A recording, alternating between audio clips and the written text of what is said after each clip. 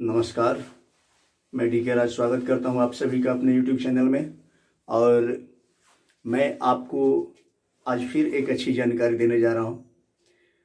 तो मैं बात करता हूं कि हम सभी अक्सर ये महसूस करते हैं, शायद आप लोग ध्यान दिए होंगे या नहीं भी दिए होंगे, तो मैं जब आपको बताना शुरू करूंगा तो शायद आपको ख्याल आएगा इस बात का कि हो ना हो कहीं ना कहीं आपको थोड़ी बहुत जानकारी थी इसके बारे में।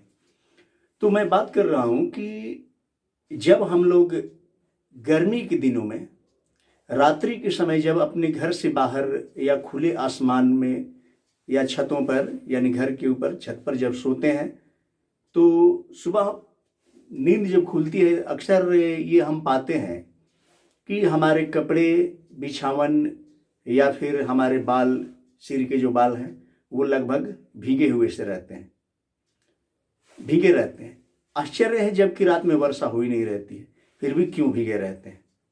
जब हम जाड़े के दिनों में घर से बाहर सुबह के समय निकलते हैं और फिर जब सड़कों के किनारे या खेतों में कभी टहलने या घूमने निकलते हैं, घास या छोटे छोटे पेड़ पौधों पर जब पैर हमारा पड़ता है तो पता चलता है कि वो भीगे हुए हैं जबकि वर्षा हुई नहीं रहती है। क्या वैसा कारण है? वह कारण क्या है जिसकी वजह से वो घास या फिर गर्मी के दिनों में जब हम सोते हैं तो हमारे कपड़े, बाल, बिछावन इत्यादि ये भीगे हुए रहते हैं? शायद कुछ अनुमान आपको आ रहा होगा, आप भली भांति समझ भी रहे होंगे कि ये बड़ा कारण है और वो है ओस। ओस के कारण ये भीगता है।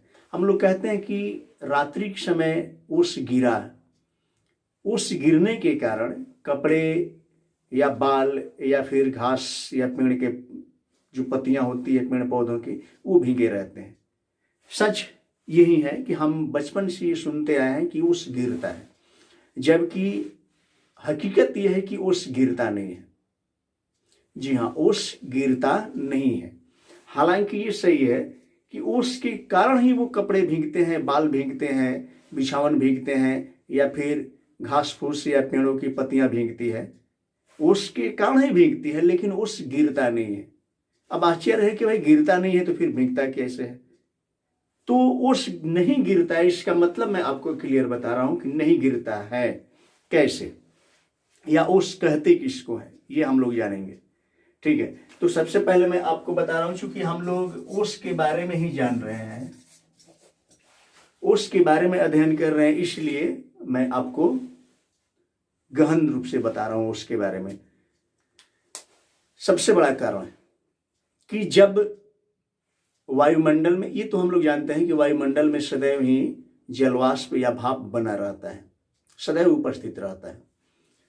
जब वही वाष्प या जलवाष्प कह लें या फिर भाप कह लें, वो हवाओं के साथ तैरते हुए या उड़ते हुए पेड़ों की पत्तियों से या घास फूस से या फिर हमारे कपड़े या बाल से टकराते हैं। चूंकि ये कपड़े, बाल, पेड़ों की पत्तियां या घास वगैरह जो होते हैं अपेक्षा ये ठंडे रहते हैं। ठंडे होने के कारण वायु में जो भाप होता है वह भाप आकर उन ठंडे कपड़े, बाल या फिर घास या पेड़ों की पत्तियों से टकराते हैं और ठंडे हो जाते हैं, टकराकर चिपक जाते हैं। ठंडा होने के कारण, ठंडा होकर वो जब चिपकते हैं, मतलब ठंडे वस्तुओं से चिपकते हैं, तो फिर वो भी ठंडे हो जाते हैं और ठंडे होकर ठोस रूप धारण करने लगते हैं। ठीक है, जिसे कहते हैं ओस। आप ये समझ गए हैं कि ओस गिरता नहीं है, बल्कि सदैव ही वायुमंडल में भाप मौजूद रहता है। बस वो भाप जाकर किसी ठंडी चीजों से टकराता है, जैसे बाल वगैरह हैं हमारे, या कपड़े हैं या घास वगैरह है। ठीक है, इन चीजों से टकराकर ठंडा हो जाता है और ठंडा होकर वही भाप जम जाता है ठोस या द्रव के रूप में। ठीक है, जिसे हम लोग ओस कहते हैं। तो हमने सुना कि ओस गिरता है, लेकिन ओस अब मैं आपको बता दूं कि ओस जो होता है वो कभी कभी रात्रि में काफी अधिक गिरता है। बोलचाल की भाषा में बता रहा हूँ, गिरता है, हालांकि गिरता तो है नहीं। तो कभी कभी ज्यादा गिरता है, कभी कम गिरता है और कभी बिल्कुल ही नहीं गिरता है। ऐसा क्यों? इसका बड़ा कारण है वायुमंडल में उपस्थित बादल। जिस रात्रि में वायुमंडल में घने बादल हो उस रात्रि को ओस नहीं गिरते हैं, ठीक है, यानी ओस नहीं बनते हैं। कैसे? जैसे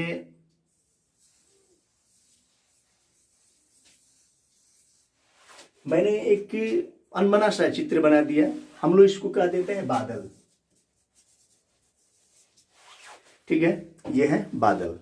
अब क्या हो जाता है कि रात्रि के समय ये धरती,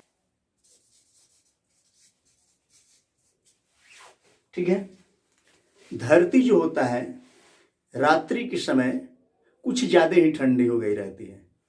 कारण, क्योंकि सूर्य के प्रकाश दिन के समय आसमान से आने वाले सूर्य के जो प्रकाश होते हैं वो धरती को गर्म कर देते हैं। धीरे धीरे जब सूर्य का प्रकाश समाप्त होता है, रात्रि हो जाती है, उस समय धरती धीरे धीरे अपनी ऊष्मा छोड़ने लगती है, और ऊष्मा जब छोड़ती है तो ऊष्मा छोड़ने के कारण धीरे धीरे ये ठंडी हो जाती है, ठीक है।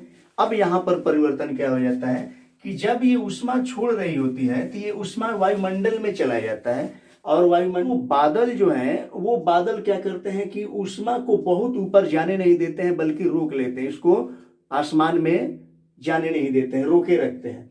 अब रोके रखने के कारण लगातार वो ऊष्मा का घनत्व इस क्षेत्र में ज्यादा बना रहता है, अर्थात धरती बहुत अधिक ठंडी नहीं हो पाती है।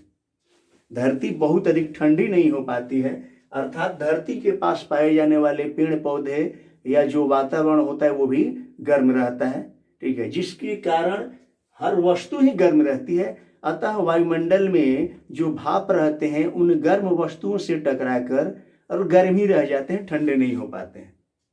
अतः जिस रात्रि को आसमान में बादल होते हैं उस रात्रि को ओस नहीं बन पाता है, जबकि जब बादल अगर नहीं हो तो धरती का ताप निकलकर वायुमंडल में बिखर जाता है और धरती ठंडी हो जाती है। धरती के करीब पाए जाने वाले जो पेड़ पौधे घास इत्यादि होते हैं या मनुष्य हैं, उनके कपड़े बाल ये सब ठंडे हो जाते हैं। अतः उन ठंडी चीजों से टकराकर वायुमंडल में उपस्थित जो भाप होता है वो भी ठंडा हो जाता है, और ठंडा होकर संघनित हो जाता है, अर्थात वो जमने लगता है, और जमता है तो वो बन जाता है ओस। अब आप समझ गए होंगे ओस किसे कहते हैं, ओस कैसे बनते हैं, ये भी आप समझ गए होंगे कि ओस कब ज्यादा और कम या फिर कब नहीं बनते हैं। तो ये सब कारण आपको पता चल गया, ठीक है। अगली जानकारी के लिए हम मिलते हैं अगले वीडियो में, तब तक के लिए जय हिंद।